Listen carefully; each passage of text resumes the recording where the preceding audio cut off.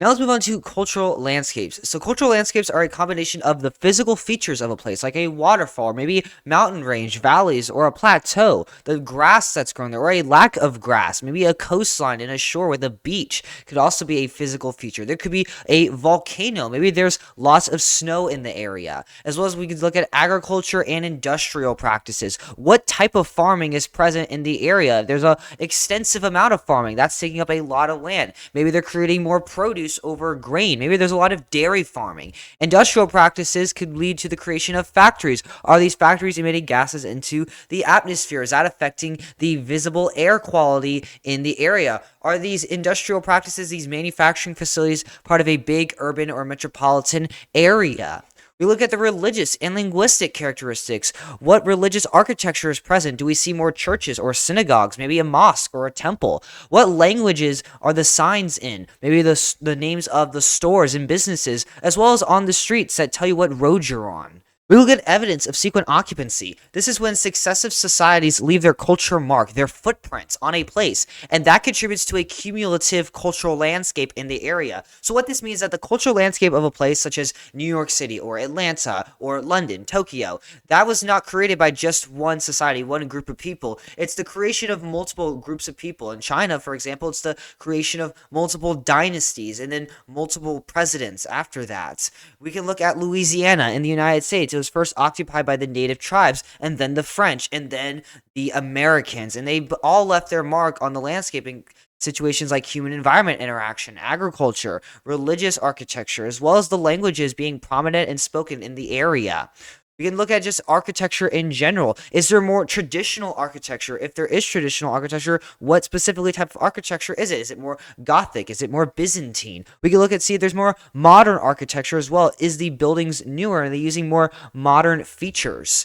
We can look at land use patterns. Are they using the land to build farms or urban areas? What about suburban homes? Are they burning the land for their farm? How are they utilizing this land? And that's going to vary depending on the cultures. And that has a big effect on the cultural landscape, particularly the physical features that we talked about earlier, and as well as just any other expressions of culture. For example, if you go to Chinatown in the United States, you go to actual China, you might see those orange lanterns. That's an expression of culture. It's a figure of Chinese culture. So any other expression of culture is a component of a cultural landscape. So let's look at some examples here. We're going to look at a lot of examples of cultural landscapes and how humans have interacted with the environment. So this is Baker Island. It's part of Acadia National Park in Maine. It is uninhabited. It's a very rural area. It's pretty isolated because it's an island. It's unindustrialized, as we could see here.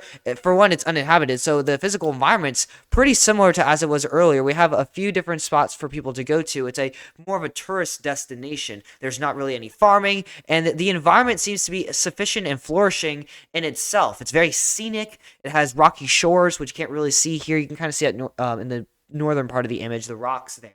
There's very dense forests, as well as some open meadows, and then of course it's an island. It's going to have coastlines.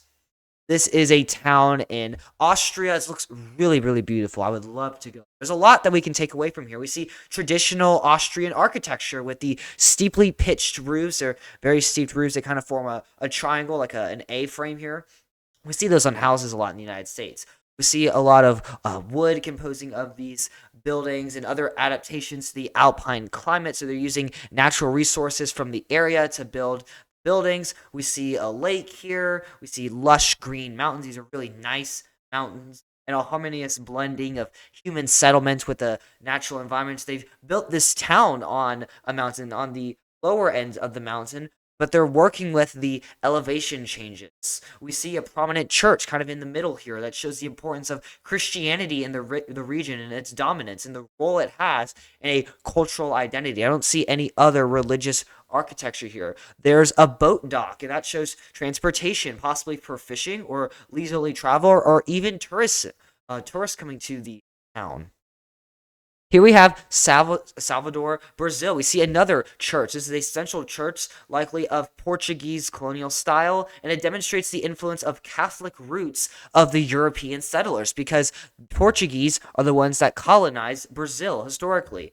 We see some surrounding buildings here that exhibit bright pastel colors. See that pastel blue, that pastel yellow here on the right. We see arched windows as well as very uniform balconies. We see that a lot in Europe, particularly in Portugal, urban design. Salvador's historical centers is definitely a square, reflects the blending of African, European, and indigenous Brazilian influences. And this is evident in the architecture styles as well as the local vendors that we can see here in the plaza. We see public social spaces for people to come together. We see visible stalls and shops and visitors that suggest the importance of maybe tourism, local economies, as well as historical preservation here, particularly with that church that seems to contrast greatly with the rest of the buildings. Now, this is more historical, traditional architecture. I'm sure there are other parts of Brazil, for instance, that have more modern architecture, but we see a lot of preservation in Salvador, Brazil. And what I'm hoping you're taking away, we've done 3 different cultural landscapes so far. We're not even close to being done. I'm hoping that you try to follow along and find things now that contribute to the cultural landscape and are evidence of sequent occupancy and different cultures that have settled in the area, or even just the cultures that settle there now. Maybe what religions are prominent, what physical features are there present, what's the architecture looking like, what is the components of that architecture. And as you look at more cultural landscapes, you're going to notice more similarities.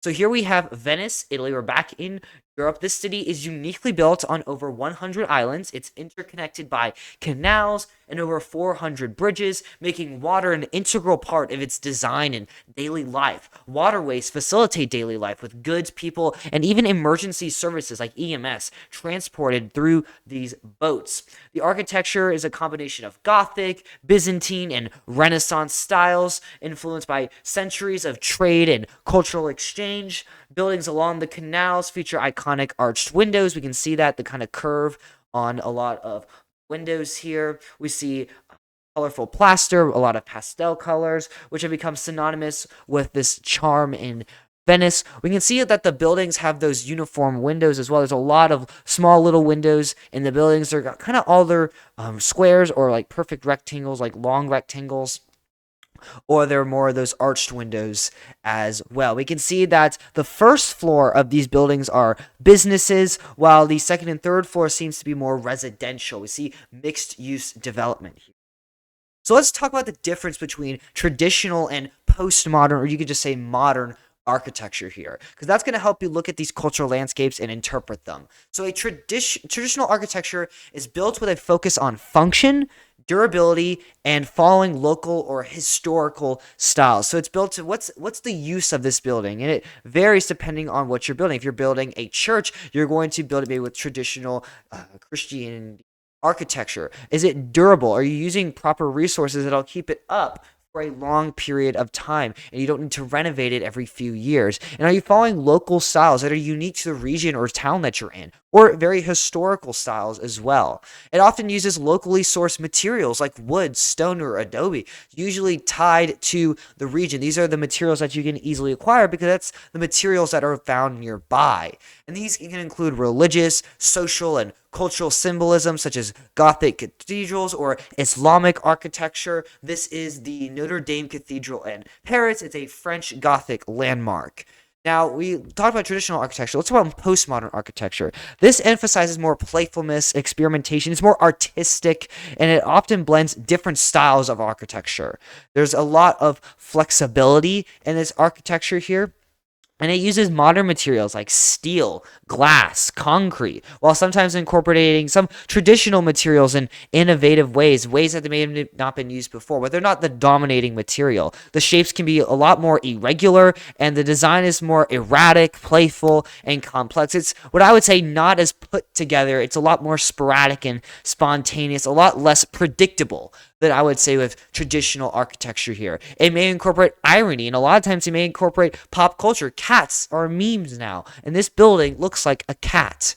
All right, so let's talk about this cultural landscape. This is Manhattan. If you recognize this place, that's probably because you do. It's Times Square in Manhattan, New York. We see a lot of different businesses here. We see English as the prominent language here because, they are in America. We see chain businesses like McDonald's. We see a popular bank, Bank of America. We see a lot of advertisements here. We see sportsmanship. So we see emphasis of, I think, softball or baseball, one of the two. I think these are women, so softball.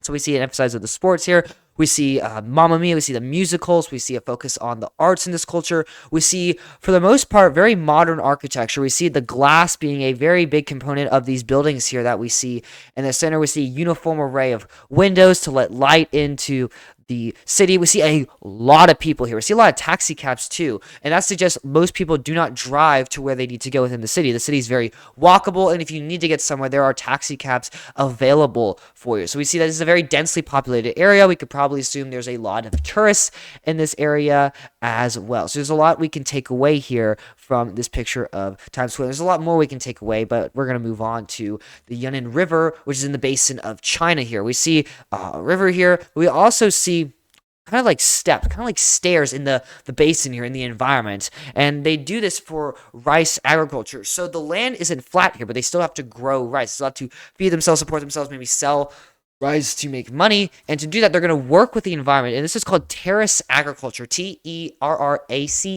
terrace agriculture. And what they do is they work with these steps here and the different elevations. And they basically make staircases of rice farms. And they grow their rice in different stairs and different steps. And that's actually pretty cool. So they're working with the environment to grow their crops. And when we talked about this in Unit 1, we called this environmental possibilism. We said that, yes, the environment sets limitations, but humans can overcome these limitations and adapt to their environment. In this case, it creates a cultural landscape where we see that farming, particularly terrace farming, we see wet rice, intensive farming is a prominent part of this region, this cultural landscape of China.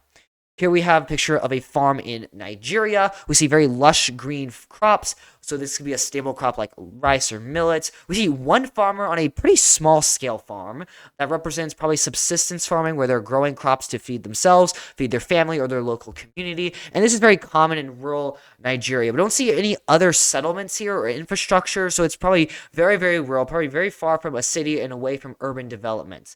Now, how green and healthy these crops look can hint at irrigation or just very adequate rainfall within the region and a dependence on water resources. There's no machinery that indicates a lack of money or resources for such technology, as well as a reliance on manual labor here. Here we have a picture of Tokyo and Japan here. We can see that this is a very urban area, so we can find that we see tall buildings, maybe skyscrapers, like we did in New York. Tokyo is very densely developed. We don't have a picture of the kind of a lot of people or on the sidewalk, but I do know that in Tokyo, that crossing the street can be a bit of a challenge. We see those uniform windows in that lets light into the buildings that are multiple stories tall. And we can actually look at the signs here on the road that the drivers are looking at. We can see here that you're not allowed to bike on the road, so it's not a very bikeable area. But we can see here that the units are in the metric system, and some of them are in English. So we can see underpass here on the side. We see that this is bridge here. So we see a mix of English and Japanese here, hinting at either a lot of tourism or maybe a lot of English residents in this area. And of course, there's a lot of Japanese residents. We're in Japan. That's what we're talking about.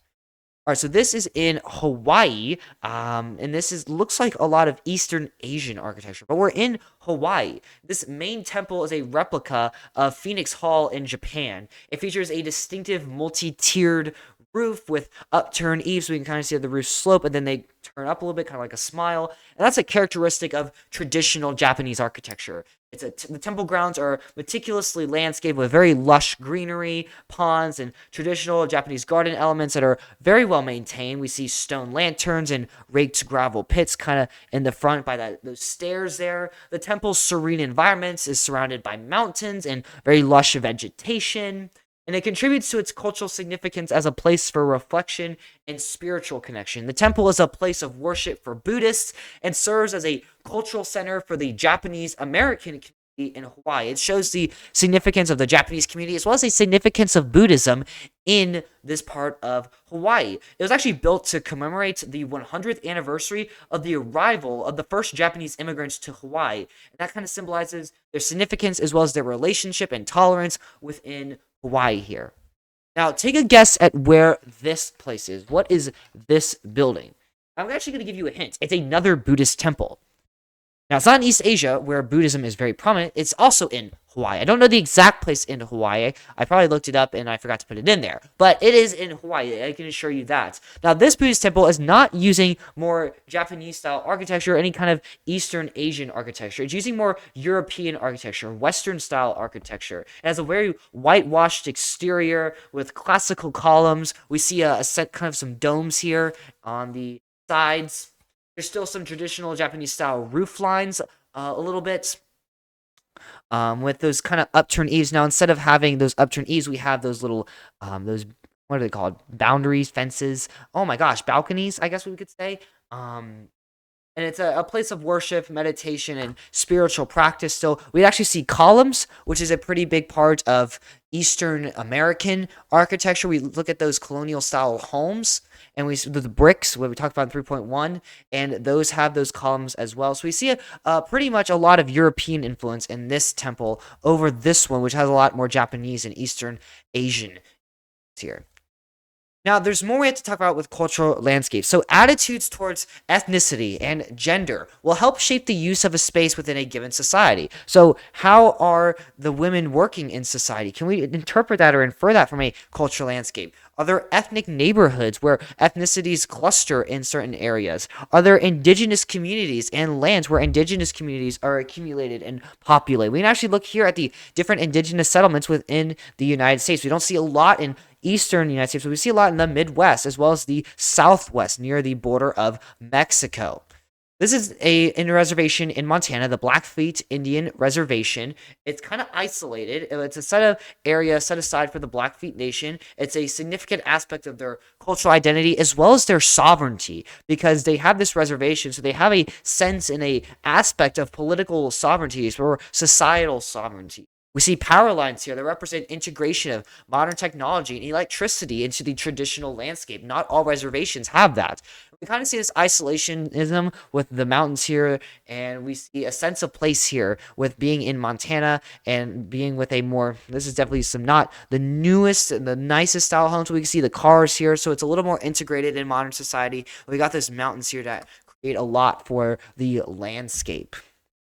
This is Little Village in Chicago, Illinois. It's more of an ethnic neighborhood. It's rich for Mexican heritage and has a very vibrant cultural landscape. The architecture is inspired by Mexican styles. You'll find Mexican flags like you see here. There's street art and murals, as well as family-owned businesses. You'll see the Spanish language. Like here, we see bienvenidos, which means welcome. So it's saying welcome to Little Village.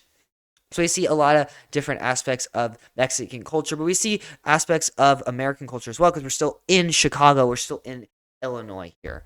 This is Chinatown in New York City. We've talked about China in past videos. We see a mix of Mandarin and a mix of English. We see a lot of Chinese buildings. We see Chinese cultural elements, maybe a flag of China, a lot of Chinese residents as well. I expect we see a lot of Mexican residents in Little Village. So we can see a lot of different aspects of the culture. If we go to a restaurant in Chinatown, I would expect it to serve more Chinese-style food or American Chinese food, kind of a blend there. Here we see a town in Sweden, Vaxholm. I don't know how to say that. It's full of more modern architecture. We see a lot of use of glass with the windows here. We can see those open shutters on that building there in the middle. We see a lot of men and women. We saw women, actually this woman here in the bottom left, we can see men and women. So we see that women and men, they go out in society. We look at the clothing. It's very modern clothing. Kind of here we see a lot of modern clothing. We see jackets and long pants. So maybe the climate's a little bit colder. We can look at the trees, see that they're not really flourishing right now. So this could be a colder time of the year, or it's just a very colder environment in Sweden right now.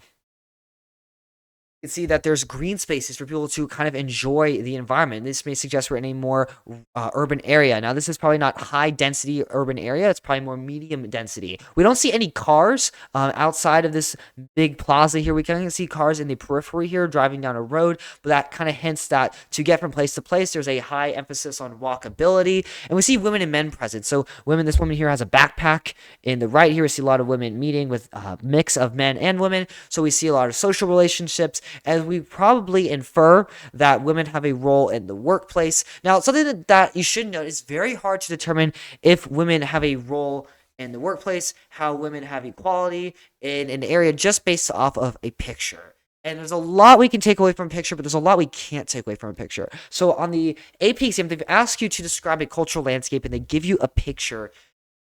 Probably should mention that maybe there's men and women in the image, men and women conversing, highlighting social relationships. The women are wearing modern clothing, fashionable, or following by fashion that's trendy. You can say that, but I wouldn't touch on their role in maybe the workforce or gender roles. That's kind of one that you might not be able to infer as well from a picture, is those gender roles.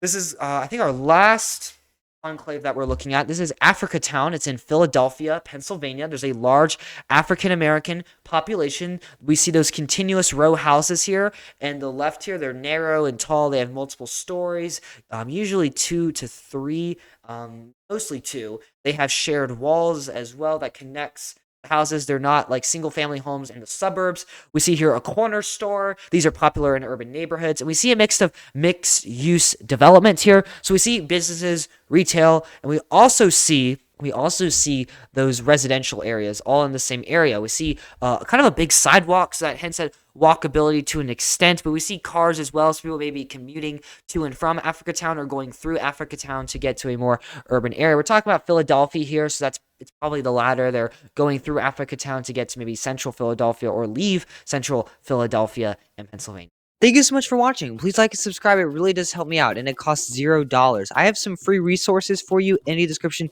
down below if you'd like to use them. If you have any AP Human Geography related questions whatsoever, don't hesitate to leave a comment down below the video or send me a message on Discord. I'll see you guys in the next video, though. Adios.